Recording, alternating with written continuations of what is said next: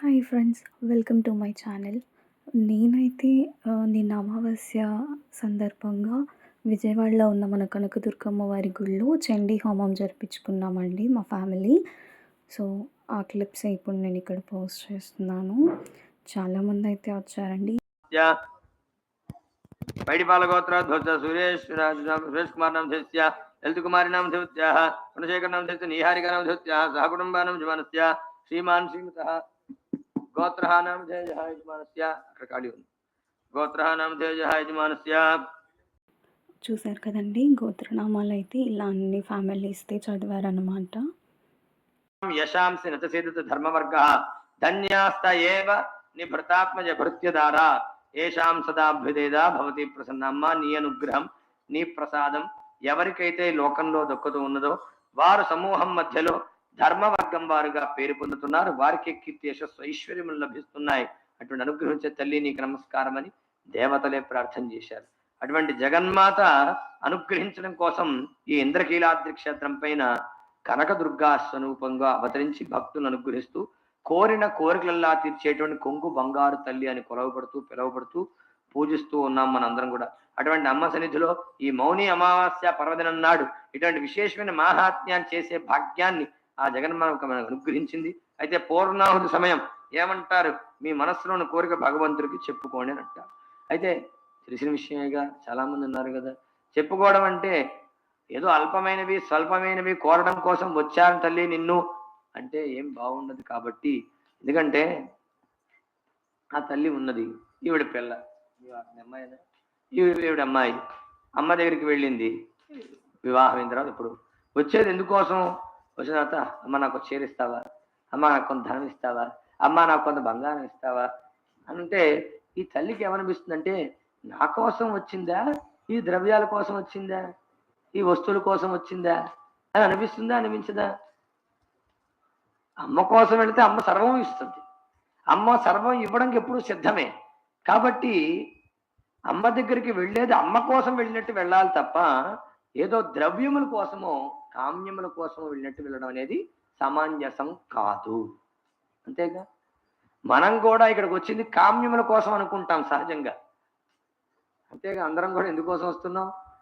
ఉద్యోగం ప్రమోషన్ కావాలమ్మా, వ్యాపారంలో 10,000 లాభం పెంచమ్మా, ఓ పని అనుకున్నా ఆ పని నెరవేర్చమ్మా, జీవనోపాయం ఇవ్వమ్మా, ఉపాధి కల్పించమ్మా అని అంటూ వస్తున్నాం. అంతేగా, మరి అమ్మని కాకపోతే ఎవరిని అడుగుతామండి? ఆవిడ అడగకుండానే ఇచ్చే తల్లి కదండి. అభూతి మసమృద్ధించ సర్వాన్నిర్ణతమే గృహాత్, అడగకుండానే సర్వము సమృద్ధిగా ఇచ్చే తల్లిని మన ఎదురుగా పెట్టుకొని ఈ అల్పమైనవి కోరుతూ ఉంటే ఓహో వాటి కోసం వచ్చిన ఇచ్చి పంపించేస్తే సరిపోతుంది అనుకుంటే కాదు కదా. కాబట్టి ఆ అమ్మ నిరంతరం మనకు కావాలి. ఆ అమ్మను ఉపాసించడమే మనకు కావాలి. ఆ అమ్మ ఉపాసన వల్లనే లోకంలో అందరూ కూడా గొప్పదే స్థితులు పొందుతూ ఉన్నారు. కాబట్టి ఆ ఉపాసనే నిరంతరం నాకు ఉండాలి, ఆ అమ్మయే నాకు కావాలి. కాబట్టి అమ్మా ఎల్లవేళలా నీ నామాన్ని జపిస్తూ ఉండాలి, ఎల్లవేళలా నా చిత్తంలో నిలుపుకొని ఉంచుకోవాలి. నా జీవితంలో నువ్వు మిళితమై ఉండాలి. నన్ను విడిచి వెళ్లకుండా ఉండేలాంటి నీ అనుగ్రహం నిరంతరం నాకు తోడై ఉండాలి. అటువంటి మహద్భాగ్యమును మాకు అనుగ్రహించు తల్లి అని అమ్మని ప్రార్థన చేస్తూ జయధ్వానములు పలుకుతూ పూర్ణాహుతి కార్యక్రమాన్ని జరుపుకుందాం. మీ స్థానంలో యథార్థంగా అలాగే కూర్చొని ఉండండి, అంటే వెనక వాళ్ళకి కనపడదని.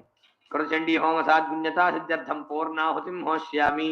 1 2 3 4 5 6 7 8 9 10 11 12.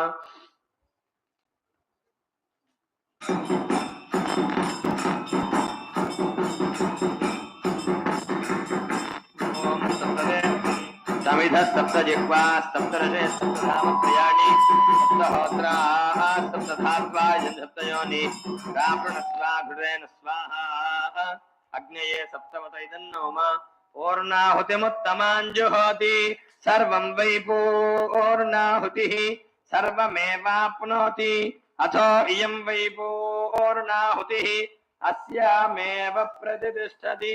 हर नमः पार्वतीपतये. ओम वसोर्धाराञ्जुहोतपसोर्मेधारा सैतिवा एषा हूयते घृतस्य वा एन मेषा धारामुष्मिन् लोके पिन्वमानोपतिष्ठदाज्यञ्जुहोतेजो वा आज्यञ्जोपसोर्धारा तेजसैवास्मे तेजो वरुन्धे चौकामा वै वसोर्धारा कामानेवावरुन्धे यज्ञेश्वर भगवान् की కనకదుర్గాంబ పరాదేవతకు చండీ పరాదేవతకు మల్లేశ్వర స్వామి వారికి క్షేత్రపాలక అభయాంజనేయ స్వామి వారికి ఆపద మొక్కులవాడ అనాథ రక్షక గోవింద పార్వతీపతయే ఆజ్యపాత్రమగ్నే రుద్రతో విసృజ్య అజదేన అగ్రస్థాః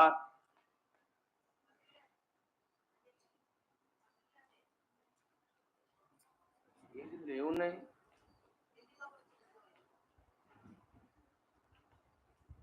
దేవసవిత ప్రాసాభీః ప్రణీతా స్వపానీయా సరసిత్యభిమంత్ర్య పునః అక్షతోదకైః పూరయిత్వా